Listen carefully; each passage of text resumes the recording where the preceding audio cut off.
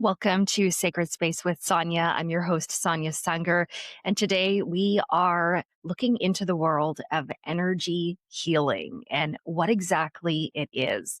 And our guest today is a wonderful healer by the name of Claudia Chirico. I met her just recently, but her strength, her power, her intuitive gifts are palpable.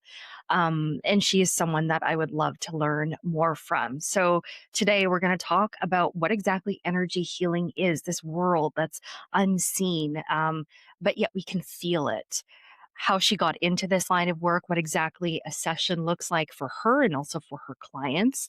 And we're also going to talk about healing, why collective healing right now is so important and how it's not just a buzzword. Thanks so much for joining. Let's begin.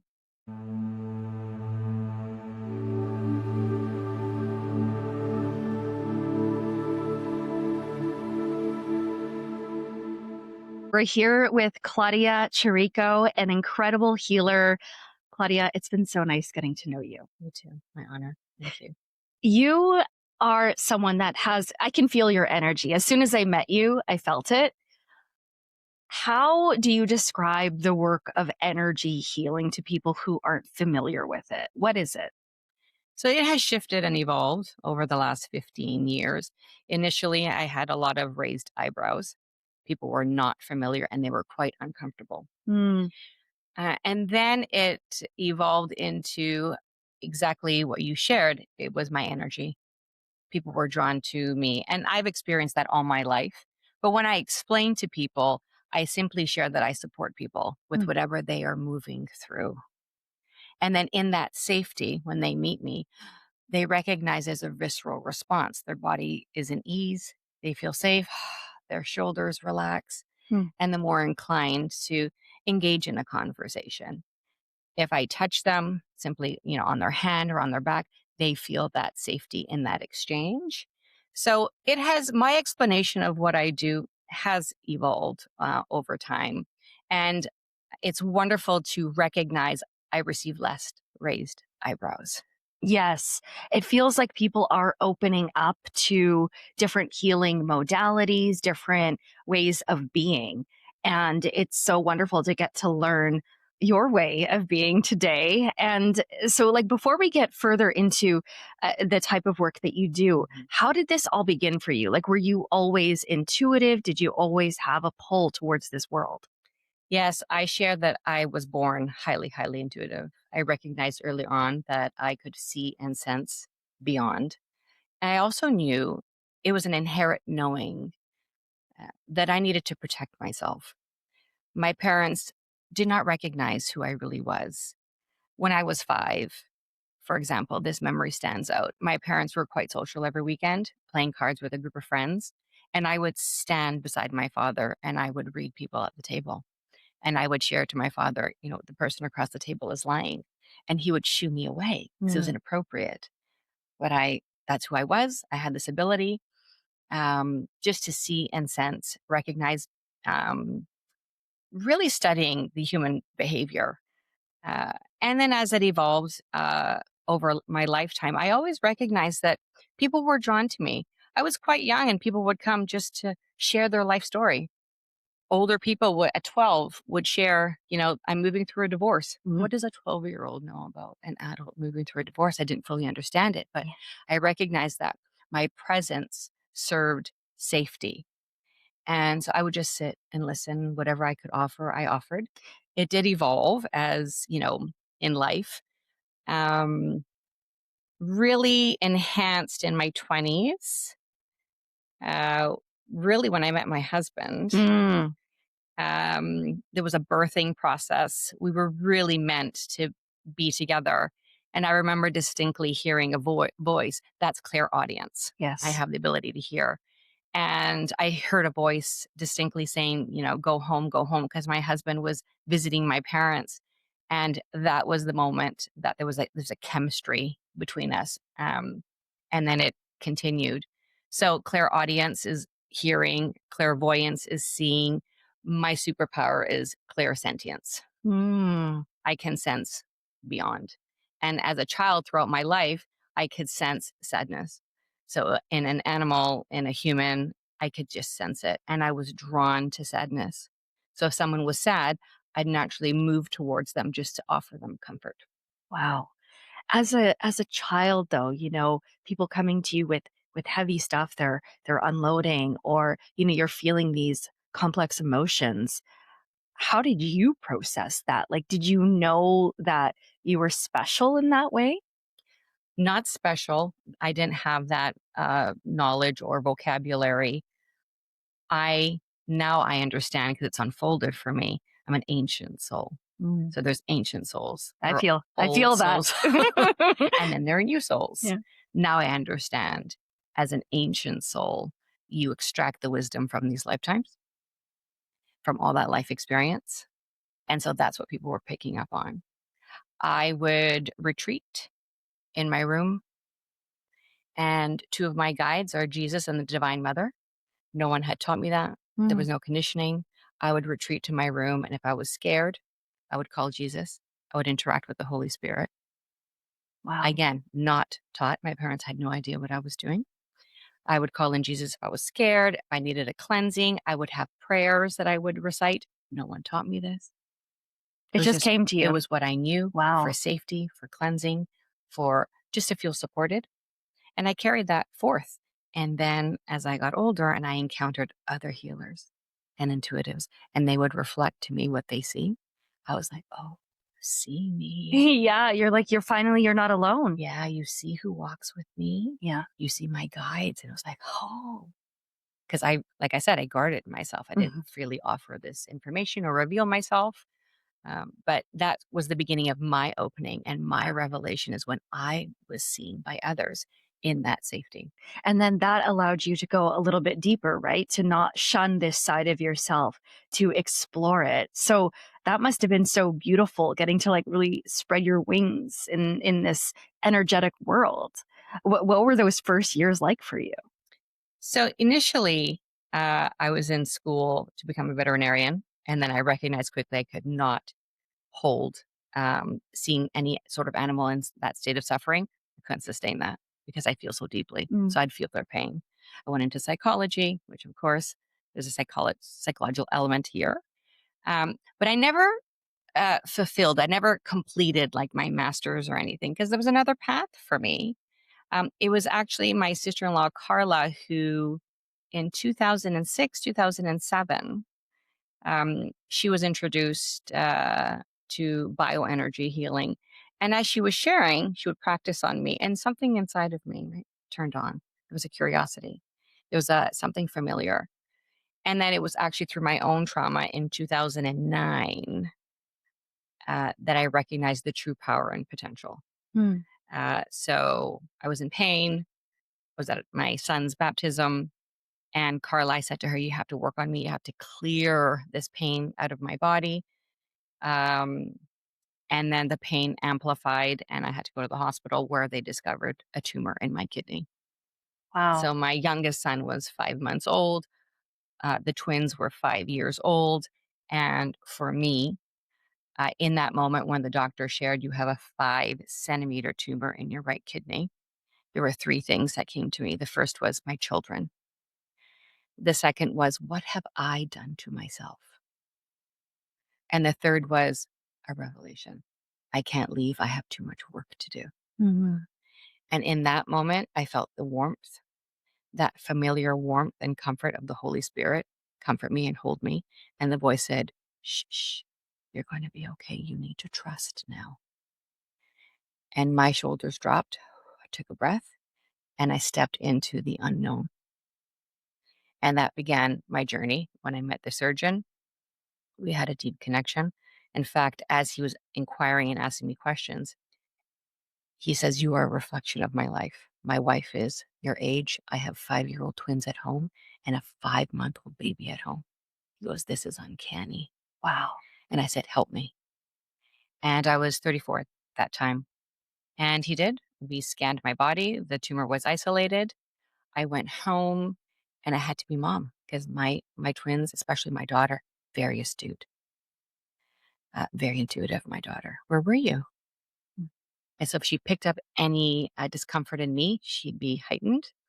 So I had to play mom, and when I put everybody to bed that night, I was on my knees begging for my life, pleading with God, and that's when my conversations with God became much more clear, and I started to see, especially in the shower, my life, what would unfold, like clear, clear visions. So my gifts enhanced and were heightened.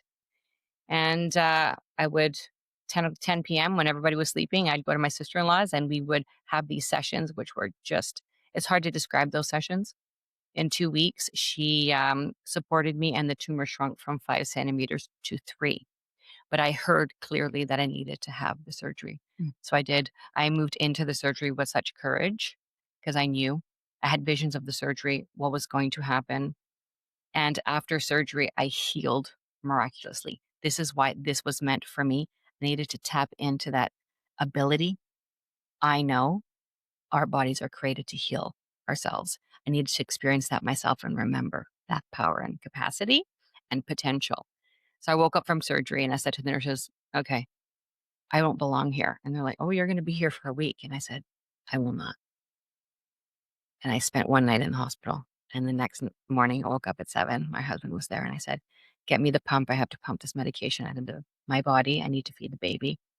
They were not happy with me. It's quite persistent. And the surgeon came a few hours later as I'm pumping the medication out of my body. And he goes, I've never seen this before. He says, you have 6 holes and an incision. You had a vital organ removed from your body and you're sitting up pumping medication out of your body because you're moving around. So we don't see that 24 hours, less than 24 hours out of surgery. But my will was so strong. I was focused on feeding the baby. And he says, Claudia, I got your pathology reports. Your tumor shrunk. What have you been doing in the last 2 weeks? Wow. And I said, I don't know if you have the capacity to understand. I said, but this was energy healing. He goes, okay. He's like, it's contained. Everything's healthy and pink. Your organs are, functioning. There's no need for radiation or chemo. So he goes, you don't belong here. I said, no. So I went home that day. And the next day, I'm home healing. My mom was supporting me with the children. And I got a phone call from his office. And his nurse said, Claudia, we've never done this before, but there was something about you. We have a 55-year-old male patient here who's having the same surgery as you, and he is freaking out. Would you mind speaking with him? And That is it's unorthodox. unorthodox. Yeah. And I said, yes. And so I hung up the phone. In that moment, I looked up and I said to God, okay, use me. Use me now. It's not me who's going to speak to him. Use me as the channel. And he did. He phoned me, and whatever came through me was a higher power. And the Do you path was remember laid. what you said? I did. I said, do you trust me? And then I comforted him, and I could hear through the phone. He took a deep breath. He sighed. He went, the release was all that angst and that fear of the unknown. And he settled in, and he did. He moved through with the surgery. I can feel like goosebumps all over when you're telling me that story. And it's just incredible the power that we have as humans to be able to comfort each other, and how just that knowing that you have that support can put you at ease. That's beautiful. And so I guess, did it get to a point for you where you realized that if I can heal myself in this way, what can I do for others? Was that when things turned for you? Yes. So I derived that from my own experience. And then I did, of course, step into some training. And even through my training, people were curious. And I started working on people. And I started to recognize I do value training, of course. Over the years, I recognize that in every session, it's so unique. There are no 2 sessions that are the same based on everyone's life experience. Um, People, we forget when we are in a state of trauma and fear and shock. And so just sitting in support and safety, we remember our capacity. And some of us have more capacity than others. Doesn't mean that one is more special than the other. It's just simply an energetic animation, I call it. Is that I have this potential. I have recognized earlier on that I can see and sense things, but I was not supported, so I suppressed. Now it's beautiful to recognize people are allowing themselves and giving themselves permission inquiring within, I do have this power and potential. So we recognize that on a physical plane, we have a cut and we heal, broken bone and we heal. What about that potential when it comes to our emotional traumas? People are recognizing, oh, I don't have to stay stuck, especially older generations. Hmm. I work with a lot of elders and women, particularly, sit in this state of suffering because they were silenced and suppressed and they suffered. And when they experience, it's a revelation. I didn't realize I had the choice to speak up and say no Hmm. and advocate for myself. Yeah. And then they recognize I feel better. That pain in my stomach subsided. So, still, the education comes from recognizing that our bodies are a blueprint. So, based on when someone sits, I always ask, what prompted you to receive this healing? How can I best support you? Most people say, I feel stuck. Some people come with physical ailments and pain. Hmm. Most of it is emotional. Hmm. And just by talking and releasing, I feel lighter. Yeah. Most men say, oh, I feel just by talking to you, I feel like 1,000 pounds has been lifted off my chest. Most men say the same thing. They Really? feel lighter. I breathe And out you of my work with chest. a lot of men, a lot of first responders, right? I do. So I work with primarily women, has moved into men. I really love working with men because witnessing them in one session, that transformation, Mm. they light up, they feel lighter, they're looser, and they recognize, wow, I did not recognize until I sat here with you how much I'm holding.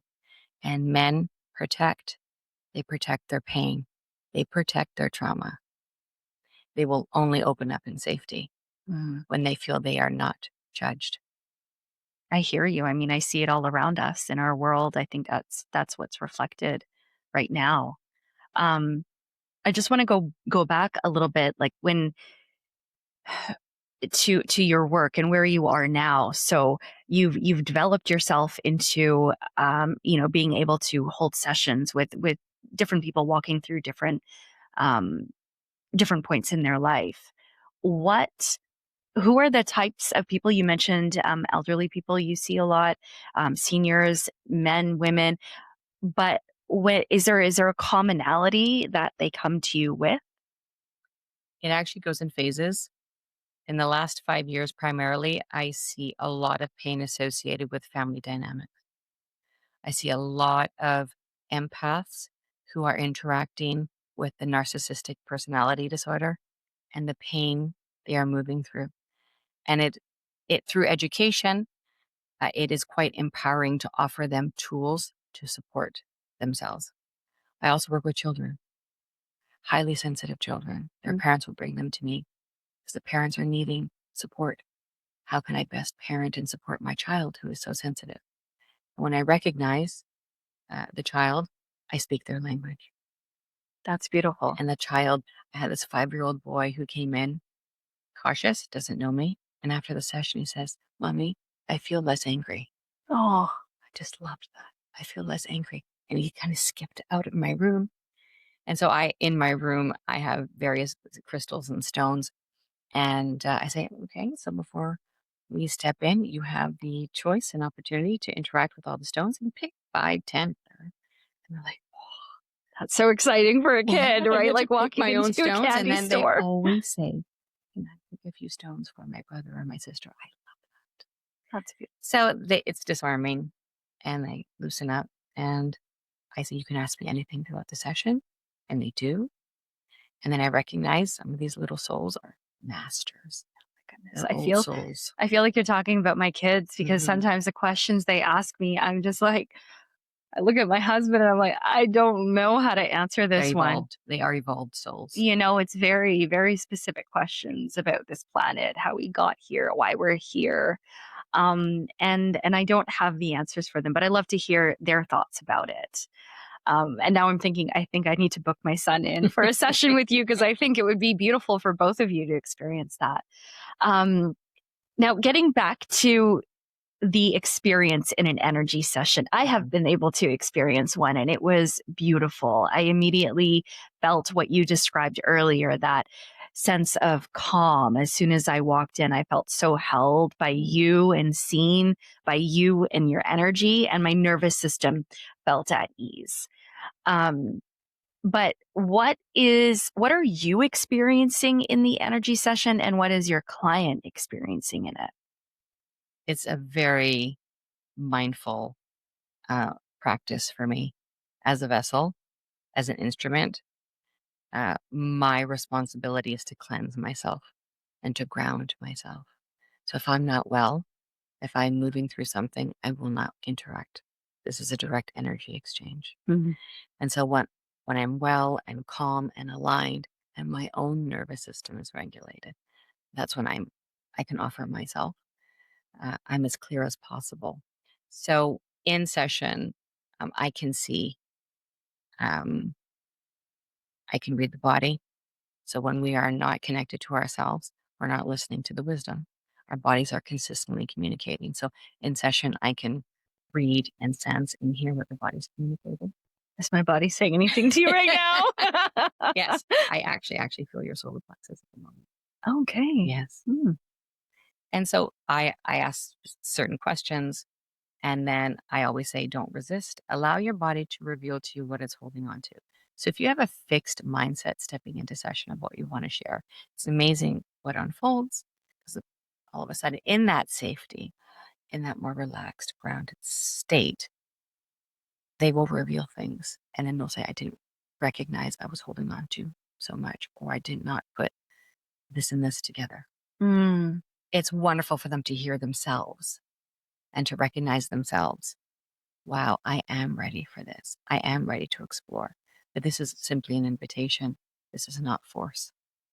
So if I recognize the person is ready, I will prompt certain questions to see, but again, only invitation. I have had people um, not recognize how intuitive I am, and I'll see and reveal something to them. And one woman said, I wasn't ready for that. Mm. I wasn't ready for that. I didn't I didn't expect you to be so intuitive or psychic. And what I share is our bodies are a blueprint and I can see and sense various things. It doesn't mean when I'm out in public, people always ask me, are you when you're in public, do you see and sense that? No, not always. I can sense, like I said, sadness and such, but no, it's in session in that very safe space. The vibration in my room is quite high, which means your emotional body will recognize these high vibrations and allow you to sink in that revelation, in that safe space, your body will reveal to you, and that's where the healing begins. And I wanted to go back to a piece that you mentioned earlier, and that was about discomfort. And the discomfort you shared that woman felt maybe when you revealed something to her and she wasn't ready for it. What do you think that discomfort is energetically? When you reveal, for her, it was her body was communicating that she was consuming too much alcohol. In that revelation and truth, we must be honest with ourselves. She wasn't ready for that. Because in that honesty, that means I have to make changes in my actions. It's transformation in my actions, inspired action. And she said, I'm not ready to give up the alcohol. This is what it serves in my life at the moment, and I'm not ready. I hear you. I know my body is telling me that I need to curb my alcohol consumption. I'm not ready for that now. So, again, when we are ready, this is when we will step into that transformation, and it is reflected in our actions. Absolutely. Is that accountability piece, right? Realizing that the healing journey is actually being accountable for yourself, your own feelings, the stories you've told or been conditioned into believing.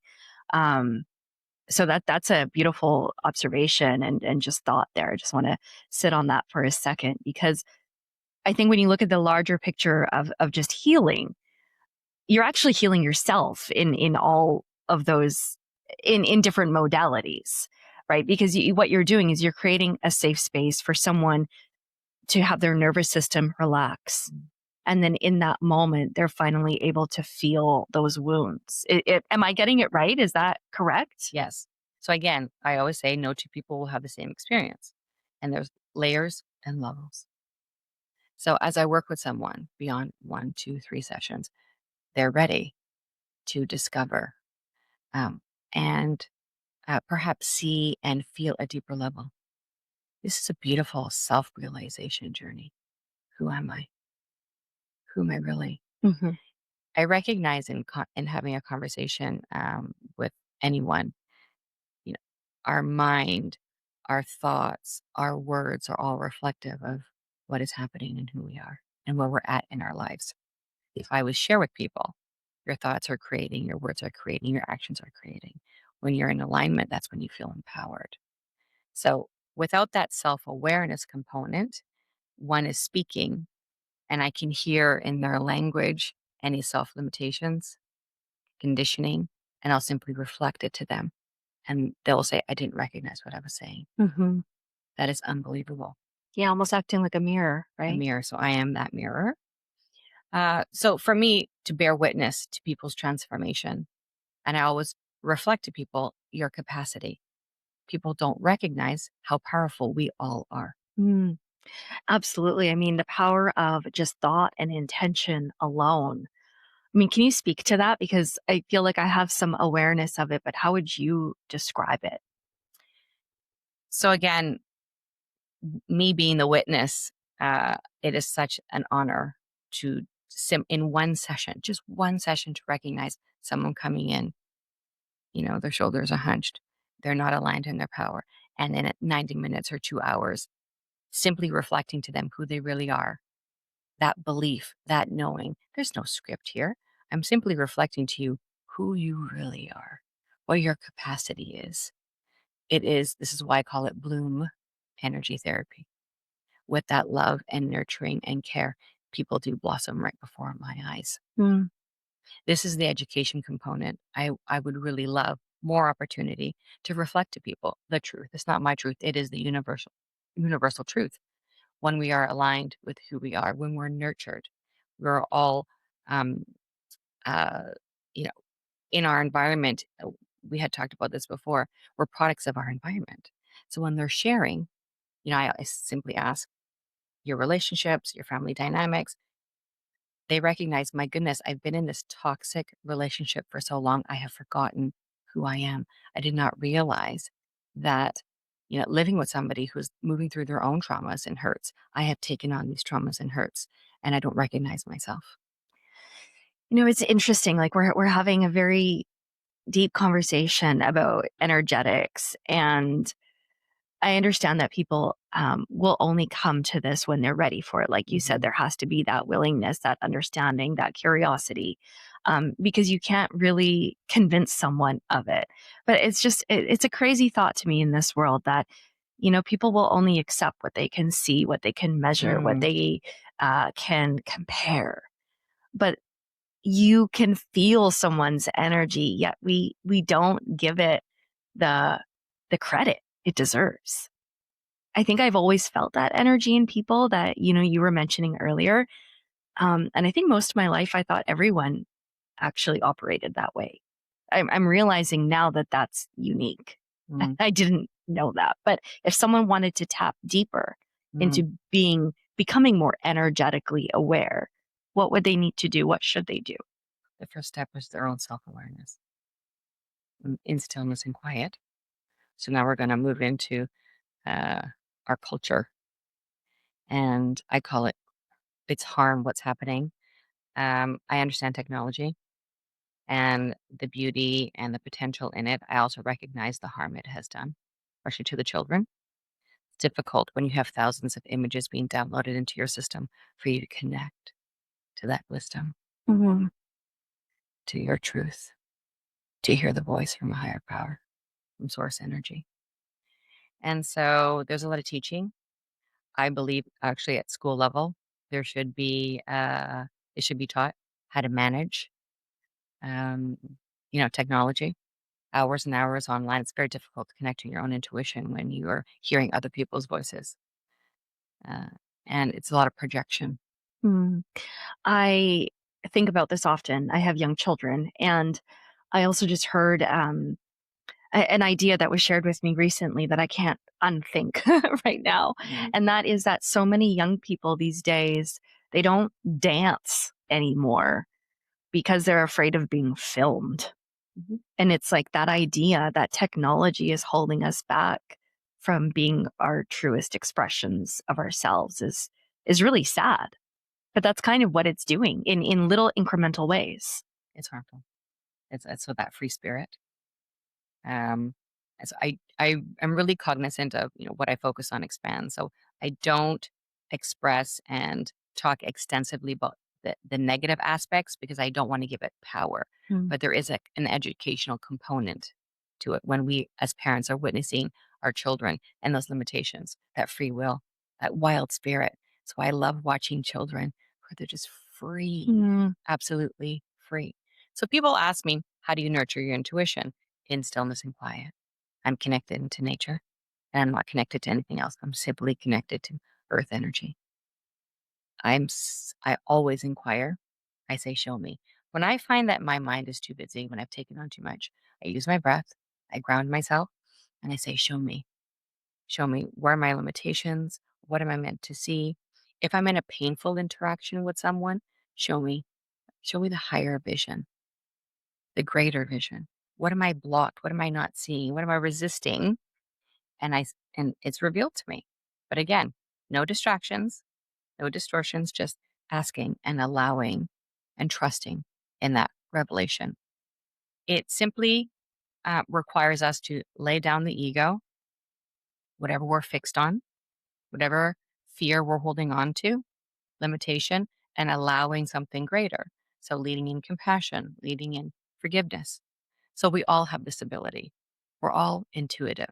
Some just simply are more highly intuitive than others, but we all have this capacity, even men. This is when I recognize and reflect to anyone, particularly men, you're highly intuitive. Like, I am. I wasn't nurtured. Mm. My parents did not nurture it. It wasn't fostered. It was frowned upon. I think a lot of parents just don't know what to do. They don't know what that means Yeah. to see and sense. But I am seeing something different. I am seeing all of this come to light in that acceptance and what's natural and normal for us to really honor who we are. I've had businessmen say, so 15 years ago, it was much more closed minded.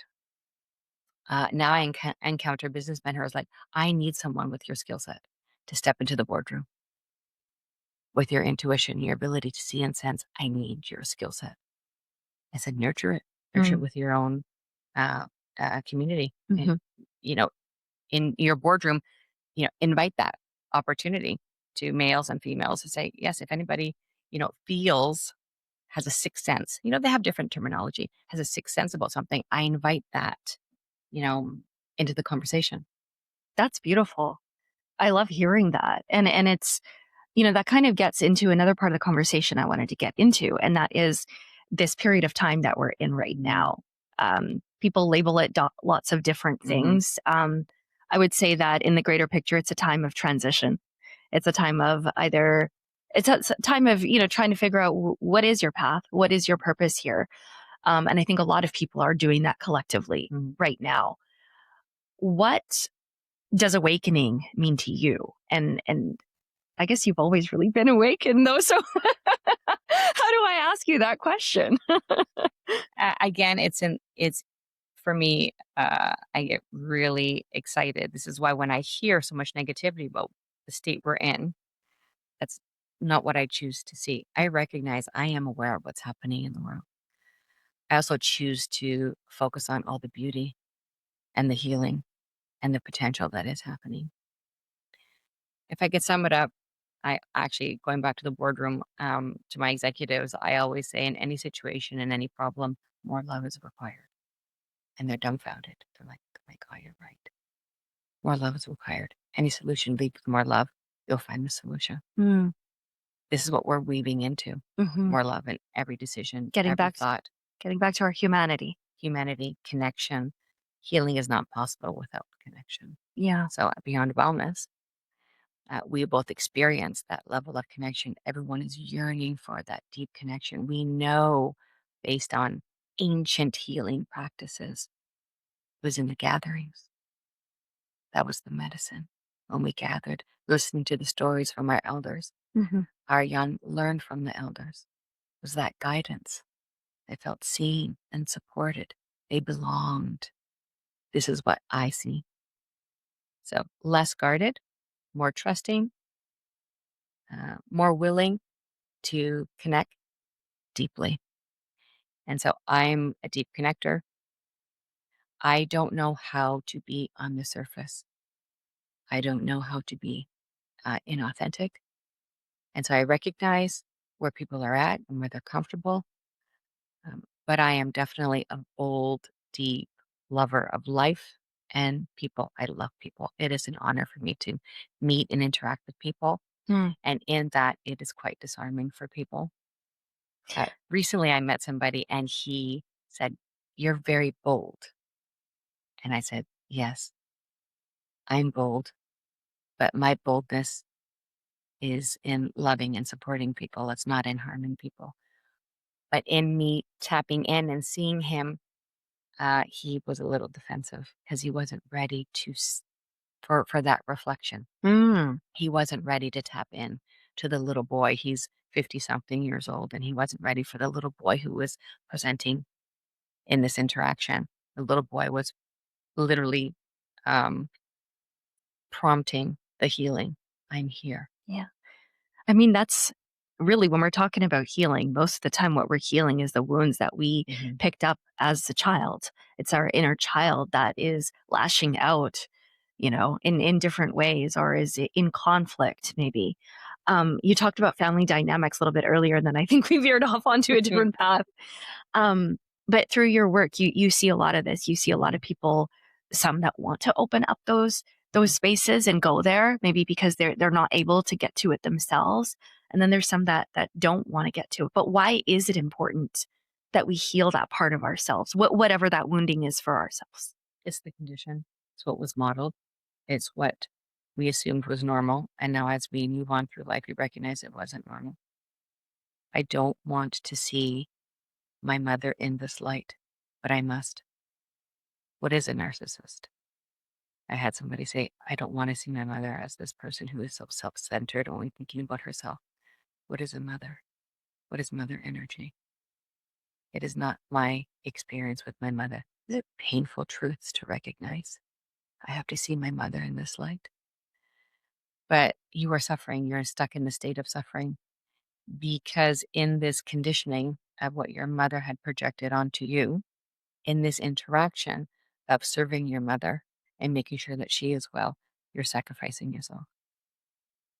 And so, at what point in your life are you going to recognize, I'm going to step into this truth and be honest with myself and learn no, these energetic boundaries. Mm. I would never advise someone to write somebody completely out of their lives unless there's direct harm. This is guidance. I simply guide and reflect to them. I give them opportunities and tools, coping mechanisms, but there are revelations that we must see. So when we are in our state of power and confidence and courage, remember I said, show me. So when it was revealed to me the truth, I needed to see the truth. And in that, then I choose what to do with this truth. How am I going to step in?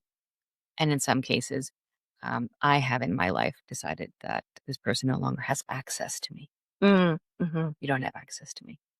I wish you well, but these interactions are harmful.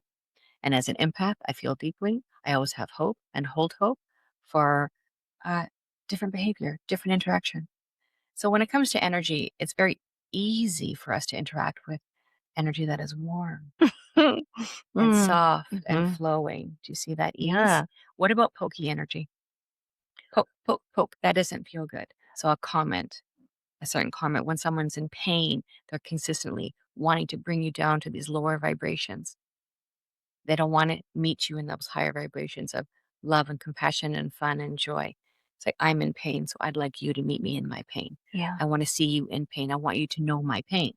But we as individuals, of course, like you just said, we have a choice No choice. to set that boundary and to say, no, I'd rather not. I will move over here instead. And yeah, it's so beautiful to hear you speak about this. And as you are, I'm thinking about the fact that I feel I'm becoming more and more aware of how my nervous system reacts around certain people and certain energies. And that's honestly how I guide a lot of my my time.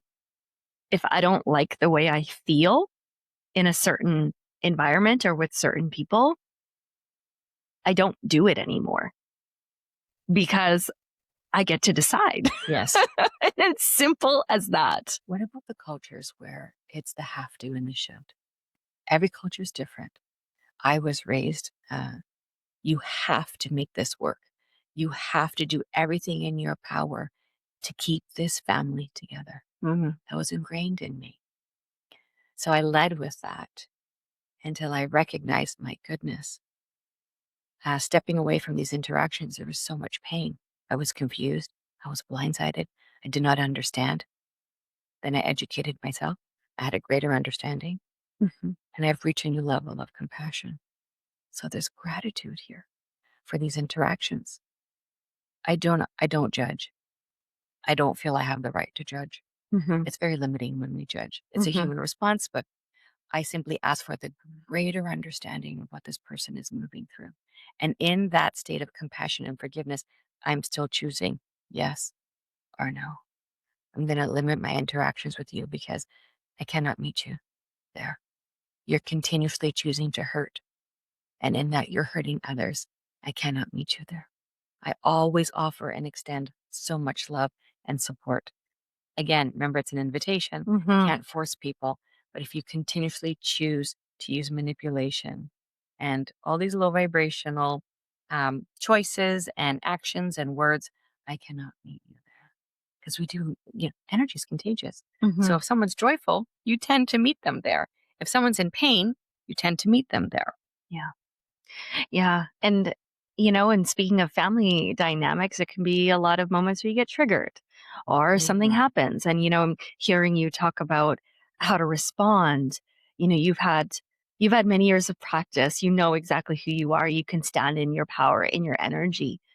For someone who's finding their feet, finding themselves, and then, you know, becoming aware, like, hey, every time I'm in this interaction with this family member, whoever it is, that I get triggered in this way. Um, and I remember having a conversation with you about something similar.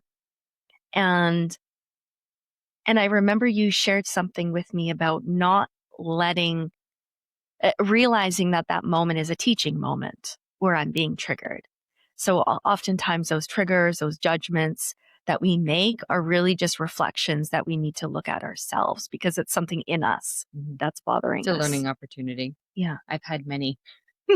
We all have. I've had I've had many, and now I'm very clear. In certain situations, it's very, very clear. It's no.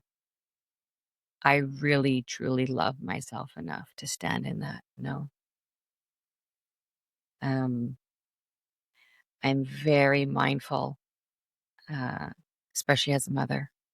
And in the past, I was in a state of bewilderment. I was in a state of shock and pain. And it was my children who said, Mama, you've lost yourself. Remember who you are. You have the choice to let this go. They're my teachers. They were Mm, reflecting to me. hmm. Mama, you keep talking about the same thing. That's my hurt. In that state of hurt, I kept talking about it and then seeking the evidence. And then I abandoned all of it, healed those wounds, chose to see through different eyes. And now I do lead with compassion. But again, in that inspired action, I take that action. Hmm. So typically around Christmas, I get a lot of phone calls, a lot of emails, a lot of texts, people needing support. Hmm. I've introduced the graceful exit strategy. It's Share it's more. a tool. Okay. So if you are aligned and you feel safe, step into that dinner, that Christmas dinner. If you don't, then you have to decide, if I am going to step into this dinner and be triggered, do I have the tools to support myself? How am I going to cope? And then recognize you have a choice. You can step into this dinner intending that's going to be light and fun and joyous. This is how powerful we are. If you step into any interaction and say it's going to be heavy and hurtful and hard and all the things, then you're leading with that energy. So it's going to be light and fun, holding that hope. If throughout this interaction or event you feel yourself being triggered and you don't have those coping skills, graceful exit strategy. Sonia, was so good to see you. I need to go now. No one's holding you there. Hmm. graceful. I need to go now. And you leave. That's you supporting yourself. You don't need to stay, especially when you recognize the old behaviors unfolding. Someone's having a drink, then they have three, and you know after the fourth drink, based on past life experience, this is going to happen. Remove yourself. You don't need to stay. Mm. So every opportunity in life is a learning opportunity. How can I best support myself? So I've incorporated it. Graceful exit strategy. I'm there, I'm present, I'm kind, I'm offering all the best aspects of myself. But if I recognize I'm not feeling safe or this is not serving me, graceful exit strategy. Beautiful. I'm definitely going to use that one for sure. And it's a beautiful path once you start walking down this path of awareness Mm. and remembering who you are. And I want to touch on that word remembering because that's really what it is. All this feeling, this essence that we all have, it's innate, it's there. It's the social conditioning, the toxic culture that we live in that makes us forget it or keeps us disconnected. How would you describe that? You mentioned that event we were at a few weeks ago in April, Beyond Wellness. Um, and that was a transformative experience where we had energy healers like yourself and people, leading doctors, really talking about the humanity in all of us and how that's what we need to get back to. And one of the ideas that was shared with us is that our culture is Mhm. toxic. This environment is not conducive to the human experience. Would you agree with that? Is that how you see our world right now? I see the toxic elements. I talked about technology. Yeah. I do realize that. In fact, in this knowledge, remember, we live it and we learn it. I have already shared with my children. Moving forward, when you have your own children and you bring my grandchildren to me, there will be no technology. Mm, It'll be left outside. I want to foster deep connection. I want to get down on my hands and knees and play, put my hands in the dirt, teach my grandchildren how to plant and how to harvest and all the things. So it is a remembrance and it's a return back to what we know to be true. So that's the beauty is in one generation, I've recognized we have moved through so much in our lifetime. It has taken past generations lifetimes to move through what we have moved through, especially in the last decade. mhm. It is incredible. It is very inspiring and empowering, especially when it comes to women finding their truth, their power, speaking up. Remember the conditioning. I was raised by serving, you must serve others. There's no room for you serving yourself. What do you mean time for yourself? You care for as I got older, you serve the family, you serve your parents, and you serve, your husband and your children, then you serve your in-laws. That was my conditioning. Yeah. I realized I cannot serve, I cannot be the mother or the wife for anyone unless I serve myself. Yeah. This is what I teach. And I get very excited and passionate about teaching the younger generation to listen to yourself, to take care of yourself, to lay your own hands on yourself and say, what do I need? What is my heart yearning for? Mhm. That is where you're aligned with yourself. You're comforted. You remember, oh, it's me. Mhm. Yeah, it can be that easy if we just give ourselves that moment. And you mentioned children earlier. Um, I think we might have a lot of parents listening, and I try to parent and my husband as well in a very conscious way, really thinking about my tone of voice, the time I'm spending with them, technology. I lately I've been buying them only like retro toys because I'm Yes. like, no, like Mhm. just being really mindful of it. But what would you say to parents right now about the role that they play in shaping our future? Because I believe that parents, mothers, fathers have the most important jobs right now because we are fostering that next generation and they need to be able to flourish, to solve the problems of our world right now. How can we best support kids? When we are present with ourselves, we are more inclined to be present with our children. When you walk through the door, head up, make eye contact with your children. Nothing else matters. That's what they remember. So when you walk through the door, it doesn't mean you have to spend 6 hours with them. those invaluable 6 minutes where you were staring at them. Hi, sweetheart. How are you? How was your day? And they want to play, they want to interact, they might want to climb all over you. You don't have anything else in your hands. You're just simply interacting with them.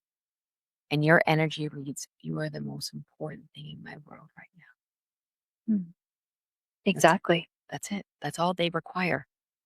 Eye contact, presence, and play. Let's not forget the healing potential in play. I remember my husband, 2 boys and a girl. Oh my goodness.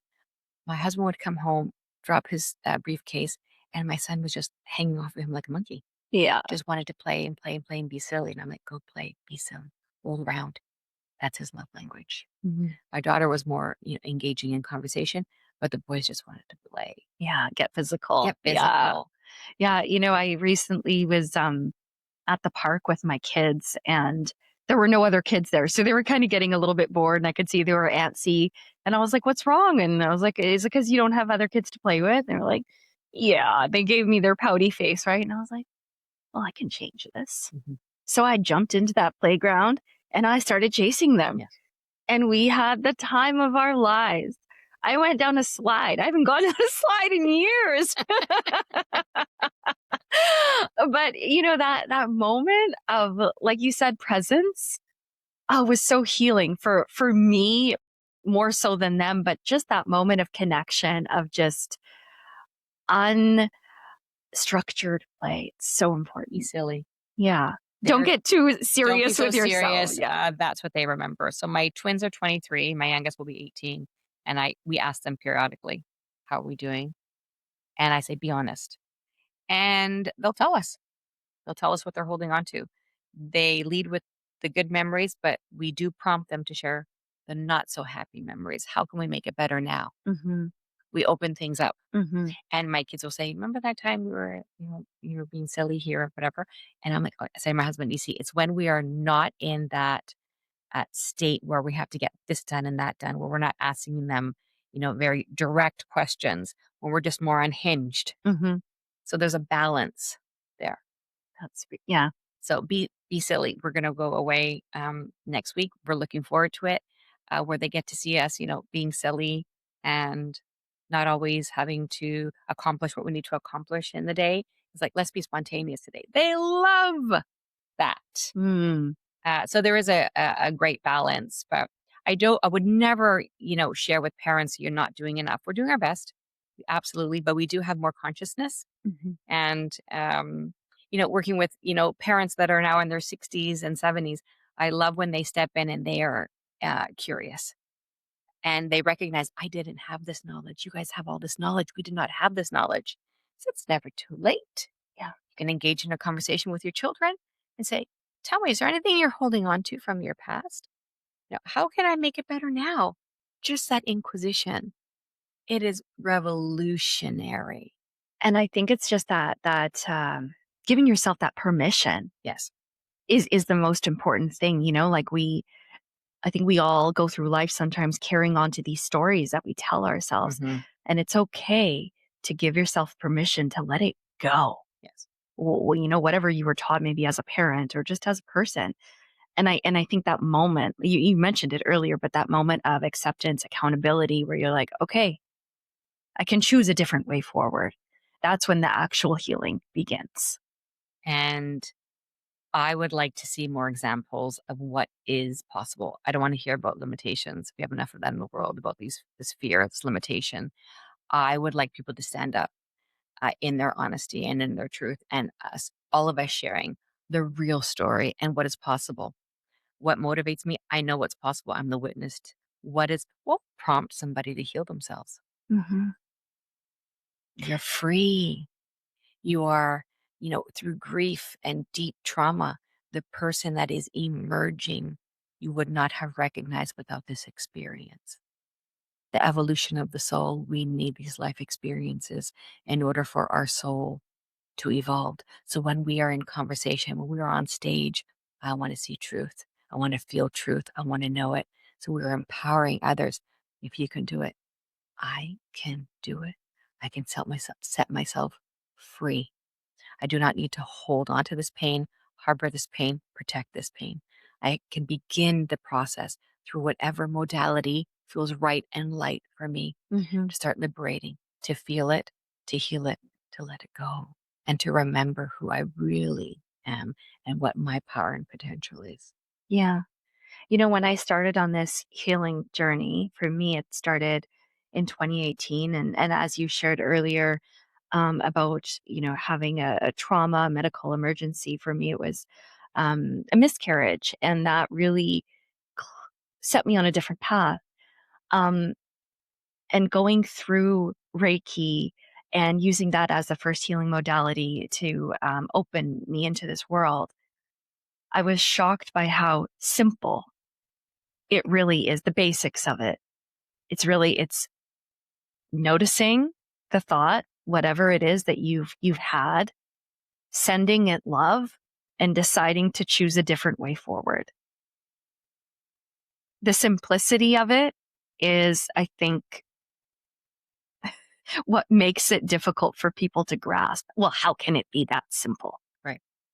Because what has been modeled to them? What has been your example all your life? So now there's the contrast. We look at our parents or whomever in our lives nurtured us, and you extract that wisdom of what to do and then what not to do. And I can tell you from personal experience, when I feel stuck in my self awareness, I recognize I'm repeating myself over and over. I have this mindset and this belief about whomever it is. I want to shift that. I want to abandon it. So my new mantra every day is any vibration less than love, I release now. And I repeat that over and over. Any vibration, thought, memory less than love, I release now. Mm, And in that, I invite more love into my consciousness, to my awareness, to every cell of my being. I mhm. choose to see this person and the situation with different eyes. And it has unfolded for me miracles, relationships where I felt victimized. I feel free. And there is lightness there. And I am free. Because you've taken back your power, by sending somebody love or looking at them through loving eyes. It breaks down any of that pain that was there, or maybe not breaks it down, but it changes the energy. Absolutely. And I see them with more compassion, through more compassionate eyes. I have a greater understanding of who they are and what they have experienced, which led them to this state. And where am I going to choose to meet them? What am I holding on to? What is the evidence? One mistake, well, that I'm probably still making, but that I made early on in this journey was this idea that, as soon as I started to learn some of these principles, that we really create our own reality through our thoughts and through our actions, and how much more control we have over the life that we experience. I wanted to share it with everyone around me and those closest to me. And I realized you can't heal other people in that way unless they are ready for it. But what I learned in that is that by healing myself and showing up as that example, you inherently start to heal everyone around you. So I guess what is the message you would have given to me when I was trying to heal everyone else around me or give them some wisdom that they weren't even asking for? You are, you know, it's not force. I mean, you are you're a joyful, loving being. So it's not a negative projection. Hmm. Um, so again, I mean, I have a saucy side to me. You haven't really seen it. we need saucy. We Oh, need that in our energetic field. I teach. We are loving, we are nurturing, we are kind, we're forgiving. And then I won't use that language, but I do teach people in our field now more than ever. We do need don't mess with me energy. oh, absolutely. Yeah. Okay, because if we look at predator prey, there are a lot of predator energies out there who Hmm. are seeking, people who are vulnerable and compromised. And they recognize those of us who are not in our power and not in our boldness and are not speaking up for ourselves. Hmm. And so in our field, when we don't mess with me energy, we don't lead with that because it's a little aggressive, but it is necessary. Oh, it's there for me. It's definitely there for me. And I think when I need to tap into it, I can. But like you, I'm choosing not to. there is that harder side of me that I've developed through my career that can go after politicians in an interview Mhm. you know, and get those answers for the public. And I have no problem going into that mode, but I don't want to live there all the time. Not in that aggression, but you are a truth seeker. Yes. And that's where it originates from, that space and place of speaking the truth, stepping into your truth and being as transparent as possible. That's inviting others. People feel safe with you, Sonia. That is Thank you. one of your many gifts, that people know you're genuine, you lead with your heart. There's no ulterior motive. People are going to open up, and knowing that they're safe to open up with you, and you're not going to use that as, a weapon. No, I mean, I think I've created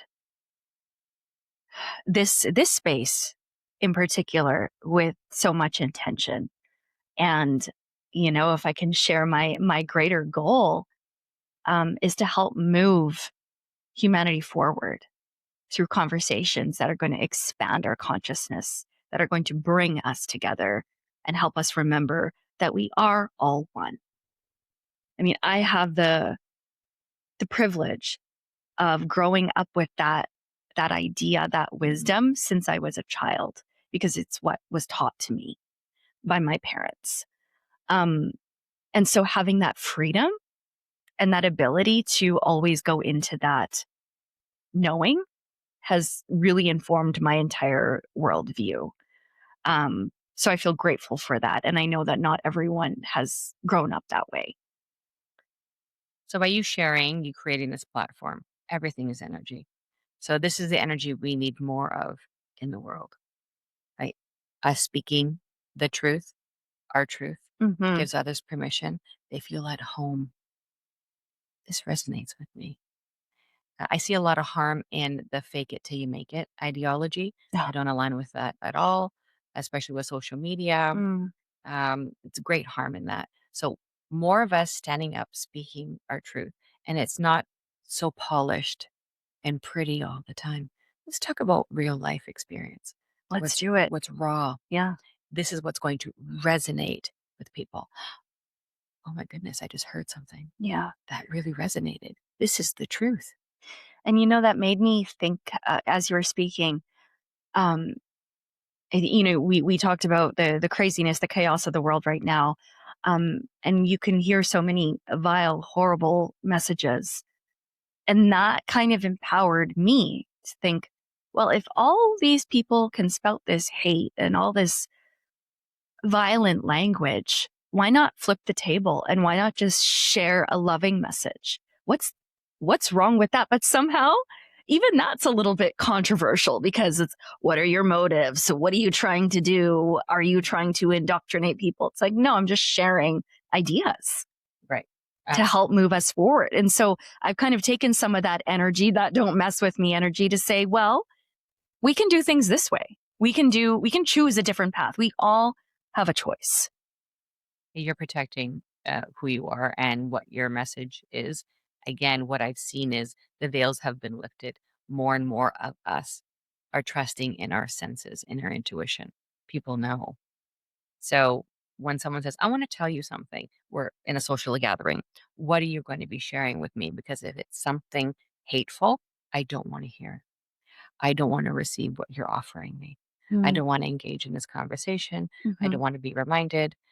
I'm very mindful online. I do not want to see anything or hear anything that's harmful. As an intuitive, as an empath, it'll affect me deeply. Because everything is energy. Everything is energy. And as a child, I was upstairs and my father was downstairs and I was flipping through the channels. Must have been around 10. And I found this channel and it was horrible what they were showing on TV. It was animals being harmed. I started to shake. And I went downstairs. My dad goes, "Don't tell me you flipped on channel 3." I said, he's like, "I was hoping that you wouldn't flip to that channel because I knew how impacting it could be." Mm. Took me 2 weeks to clear that energy out of my body. Do you see how Mm. sensitive we Mhm. all are? And yet there's all these images out there for our children to be exposed, the level of harm, and all those images in our subconscious. So energy healing also offers us an opportunity to cleanse what's in our subconscious. to clear that every night before I go to bed. It's like a file system I clear. Again, any vibration, memory less than love, I release now. Don't need to hold on to these memories. I don't want it in my system. Clear. I need to write that down. Anything less, okay, Any repeat vibration. that for So us. any vibration, memory, thought, experience less than love, I release now.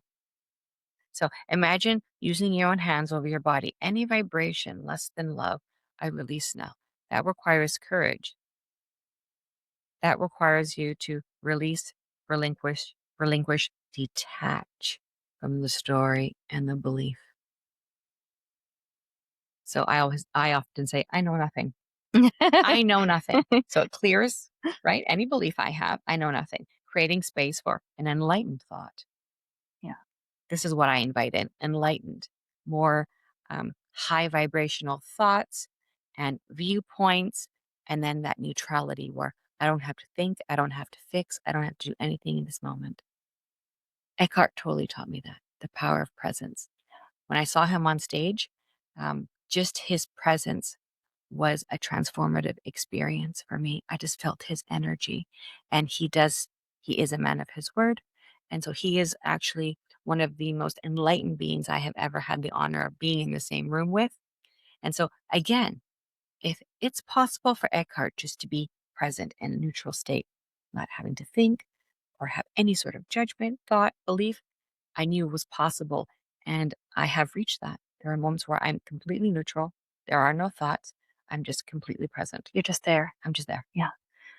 Well, that's beautiful hearing that you've had that experience with him. I gifted myself a retreat with Eckhart Tolle coming up later this summer. He's coming to Whistler, so I'll get to be in the same room as him. And I am really, really looking forward to it because since I was a teenager, he's been one of my spiritual teachers. Just reading his books and seeing his many media interviews and just the ideas that he brought, they're so simple yet they're so profound. And so they can be so difficult to actually apply in real life. It's what we're ready to atone. Atone means undo. What am I ready to start undoing here? So, what am I conditioned? What is my belief? What am I holding on to? So, it's that. Mm. That's where, again, in our power, I have the courage. I'm aligned in my courage to start doing this feels familiar. This story feels familiar. Who am I without this story, without this belief, trusting in something greater, aligning and connecting to that greatness, that wisdom that I am? So this is think. I always say it's what I know. I'm aligning to my higher knowledge. So in his presence, you are aligned in this higher knowledge, in that energetic frequency. Wow. Yes, it is possible. So I'm so excited. I'm also bringing my sister and my mom with me, so it's going to be a whole family healing experience. They're going to have their own experience. Of course, yeah. And I have to be mindful of the fact that I want to have mine. I have a very yeah, I'm just really looking forward to just being there. I don't have anything in mind. I'm just there to be. So what you're ready to invite and what you're ready to release, Mm, what you're creating space for. So in a healing, it's like, I'm ready to release this. In that, I'm inviting, creating space for, what are you inviting in your life? more love, More love. more acceptance. It's that joy. I'm in this beautiful wave, uh, just inviting people who are just, there's an ease in these interactions. So much ease, connecting heart to heart and just playing and enjoying, supporting each other, recognizing your gifts, supporting you in your gifts, you recognizing mine, supporting me in mine. So the past ideology belief around women in competition, I don't see that at all. Mm, I don't see it. I don't experience it. It's old. It's extinct. yeah. It really is us empowering each other. When we empower ourselves, we extend that grace to each other. And this is what's very exciting for me moving forward, what I see day to day. Brilliant people coming together with the same mindset of supporting each other. That is that new world that Eckhart does talk about, the new earth. Yes, yes, I have that book. I see it. Yeah. I'm in that experience.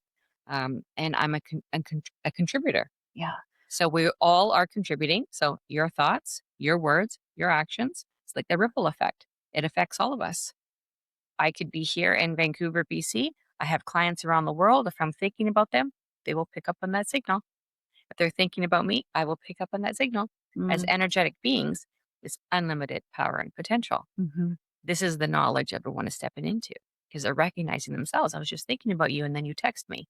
That's not an accident. No. Nothing is a Nothing. coincidence, That's right. right? It's all part of it. It's all encompassing. Everything is connected. I've had many of those. I don't even want to say serendipitous, but those moments Mm. where those synchronicities show up, and every time they do, I just like, thank you. There's such comfort in knowing that we're all so connected. Yeah. And it's you were talking about the new earth and tapping into this new energy. Some people call it living in like 5D consciousness or whatever you want to call it, but I've been noticing myself also. I don't feel like I'm fully in it every day, but there are days that'll go on, consecutive days where I'm like, wow, I'm just in the flow. I'm completely in the flow right now. Like I'm busy, but it's also so fruitful and such a beautiful sharing experience that I'm having with, especially right now, with so many other women in the community. And we're having fun. Yeah. We are having fun doing it. Hmm. We're not taking ourselves so serious. When we talk about 3D, 5D, uh, the experience here on Earth plane can feel a little dense and heavy at times. So as we start that atonement process and relinquishing and releasing, we reach these higher levels. At those higher levels, we remember how interconnected we are to each other, to the earth. I've been doing healings at the core of the earth all my life. Again, stepping into this lifetime with that knowing I've always connected to earth energy. Mm. And as a woman, as a mother, many, many times I hold the earth in my womb and heal the earth, all beings, everyone. I don't just certain select. Yeah. And to those who are in great pain, I extend more grace and love. Even the ones who are harming others, that's when I extend more love to them because they need it. It is true. Hurt beings hurt others. And so I don't choose who, but when someone is in pain, sure, I get angry and I get bothered by some. I don't just stand by when I'm witnessing somebody harming others. I step in best I can, but I do extend without them even knowing. I extend so much love and grace to them because that's what they need. Mm. That's beautiful. And that's incredible that you're able to use your energy and your power in that way, because I can see the impact that you're having on the people around you. So thank you for doing that. My honor. You know, I just I keep getting this message, so I'm just going to say it now. um, but I feel like one topic that we need to discuss is the witch wound, Mm. because a lot of if we were having this conversation like 50 years ago or something, I don't think it would be received in any sort of happy way. Um, I've heard the term witch wound many times. How would you describe it, and what does that mean to you? Years ago, when I started to speak about energy healing, I was very excited. And in my community, I would speak with this enthusiasm. And friends who were close to me um, went home and were having this conversation and labeled me a witch. How I knew that is because their 6-year-old daughter the next day said, "You're a witch, you're a witch." And I, I knew it wasn't what she couldn't have at 6 years old Hmm. understood that. So it was what she heard at the dinner table the night before. And I received that. I was like, whoa, why is this wounding? Hmm. Why am I being labeled a witch? So again, I inquired within myself, and it was presented to me to do past life regression therapy. And I tuned into myself and I asked myself, am I ready to do past life regression therapy? It wasn't until I was ready to explore that and to step into my past lives till I had the strength and the knowledge and the consciousness to do so. And then I did when I was ready. There was something I needed to know and remember and heal in my past lives. So now we're going to go down a different channel. In this past life regression therapy, you heard the book Many Lives, Many Masters, Hmm. and so brilliant. I stepped in and I saw myself in many lifetimes. I will share three with you. In one lifetime, there was a courtyard and people were gathered and I was beheaded. And so I stepped into that lifetime when I was ready not to be re traumatized. I went, picked up my head and my body, put my head back onto my body, and that's soul retrieval. And we walked out of that lifetime. So imagine you have to be ready to do this, but there's a greater understanding. I walked out of that lifetime. I was also burned. Again, I put out my own flames, retrieved myself in that lifetime, and myself and that version of me in that lifetime walked out of that lifetime. Mm. Now, when my youngest was born, he was full term and he started to choke earlier on. Hours after his birth, he was choking. And this continued. It's quite traumatic for me. And at one point, at 2 weeks, I almost lost him because he would just choke and choke and choke. So, um, a month after he was born, I asked, show me, what do I need to see? In a meditation, I stepped back into the lifetime. My son and I had drowned in a previous lifetime together because of who I was. So my children were harmed. I was harmed. We drowned. Uh, when he was a little older, I said, we're going to do this work together. It took us 5 years to heal this trauma of drowning, of choking, because he would develop various things, croupy things, and things where his breath was limited. He couldn't breathe. There was energetic blocks. It took us 5 years to clear it. So this is the importance and the relevance and the potential in doing past life regression. So you have a greater understanding as a soul who you are. What are you carrying from past life? What is presenting to you now, currently in this life, that is unhealed from a past life? That's part of your soul's evolution. Hmm. Are you ready to see it? Again, I'm sharing with you when I was ready to step into those past lives. Was I ready to see it, not to be re traumatized, so I can understand myself? I was labeled a witch. Now, if someone calls me that, it doesn't have any meaning to me. It's something that people projected onto me. I don't see myself as that, or if they want to call me whatever they want, it really doesn't matter Yeah. to me what they call me. I don't resonate with that term, but I know what witch wound means. And I wasn't willing to conceal any wound. I wanted to see it, I wanted to feel it, I wanted to clear that, Mm. whatever it was. So for me, it was moving through past life regression therapy to identify and know and remember. So I had a greater understanding of who I was. I think, thank you so much for sharing that. That's beautiful and so layered. Mhm. The way that it comes through. I think the term though, it's something that holds people back from maybe following their curiosity Mm. into the spiritual world because of that. They have that wounding somewhere within them.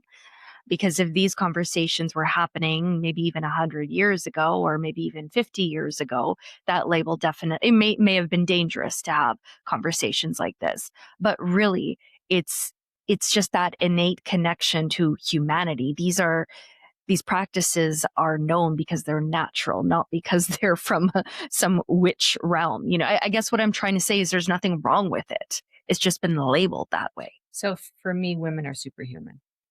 Women have the capacity and the ability. We're healers. And so in the past, you will see in history when a woman presented herself with these powers and these abilities, um, it was rooted in fear to eliminate her. Her intuition, her capacity to see and sense, to touch someone and that person be, you know, have a response and feel better and lighter.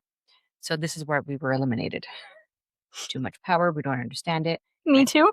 men had fear in it. And so we were eliminated. Yeah. Stepping into this lifetime, I know as a soul, uh, there is fear in revealing. A lot of people have said to me, you seem to hide. I'm not hiding. This is mindful. I reveal myself. Now the stage, so you say the platform is stronger.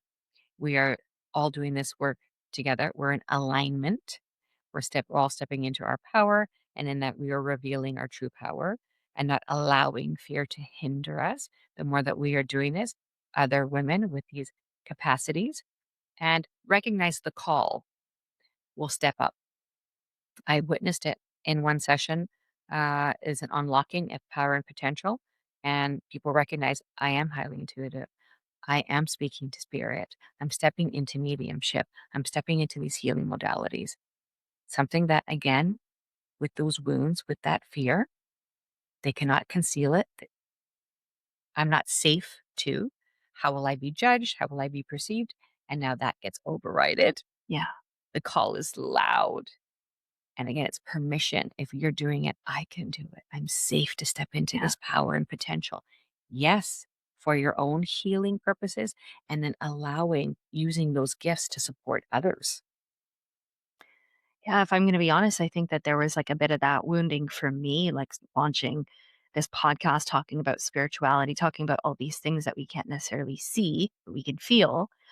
Um, that fear of being seen for who I fully am. But I'm fully stepping into the light. I'm allowing myself to be seen. I'm proud of who I'm becoming, and I'm not afraid. And, people like yourself have given me so much strength and support in following this journey. Um, and it's a beautiful thing once you take that leap, you take that step, and you just do it. Because what have we got to lose? Right. And we can't do this alone. Uh, I feel empowered in this moment, in this day, because every single person that has trusted and these beautiful sacred interactions where we see each other, where we trust each other to move through. It is the truth. As I heal, you heal. As you heal, I heal. We, as a soul family, have stepped into this time to do this work together. All of that nonsense about that separation, for me, on as a soul, I listen, I observe, but it's nonsense to me. That is not the earth. That is not the experience. It's not my knowing. We're all moving through this together to support each other. There's no competition. There is enough in this space on this earth plane for all of us. Do we have work to do? Yes, we have work to do. There's great healing. But once we all align and tap into it, there's ease in it. We have this fear that stepping into our healing power and potential is so painful and we're going to get stuck. And who am I with without protecting this pain? If I allow this pain to emerge, who am I? We support each other in knowing that actually you don't yet know who you truly are without releasing this pain, Mhm. whatever is hindering you, this gift, this power and potential, men and women. It's beautiful to watch and witness people emerge and bloom into their full selves, unhindered. For me, truly every day, I literally sometimes skip out of my office. It's a miracle. So some would define a miracle. What is a miracle? Uh, is the shift from fear to love. So we're in a state of closed and protection. That's fear. And then once we recognize we're safe, we start to open up and bloom and blossom and express ourselves in our full loving state. That's the miracle, is that shift. So I see miracles every single day. It's what I choose to see. Mhm. Yeah, it's beautiful. Yeah, I hope that this conversation today is maybe opening something up in the person that is listening or watching. And maybe, I just encourage everyone to lean into that curiosity. If there is that judgment there, if there is that fear there, where is that coming from? Why? What Whose is is it? exactly? Where did it, yeah, whose is it? Whose is it? Who did, Every soul yearns to be free in full expression. That's what I know. That's what I've experienced. So whatever's hindering you in this moment, I simply want to remind you, this is not why you're here. We are not here to suffer. We're not here to be hindered.